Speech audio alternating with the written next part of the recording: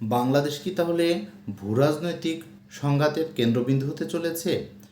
দক্ষিণ এশিয়ার এই অঞ্চলের ভূরাজনৈতিক পরিস্থিতি পর্যবেক্ষণ করলে এটা লক্ষণীয় যে মিয়ানমারের সাথে জড়িয়ে রয়েছে দক্ষিণ এশিয়ার দুই গুরুত্বপূর্ণ পরাশক্তি চীন এবং ভারতের বিপুল অর্থনৈতিক, রাজনৈতিক এবং নিরাপত্তাজনিত স্বার্থ।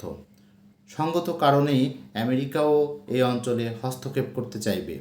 রাখাইন যেহেতু বাংলাদেশের চট্টগ্রামের অতি সন্নিকটবর্তী এবং এই অঞ্চলে দীর্ঘদিন ধরে রোহিঙ্গা সংকট যেহেতু এক প্রকট রূপ ধারণ করে রয়েছে, তাই ভবিষ্যতে বাংলাদেশের চট্টগ্রামের নিরাপত্তা এবং সমগ্র বাংলাদেশের সার্বভৌমত্ব ঝুঁকিতে পড়ার ব্যাপক শঙ্কা রয়েছে।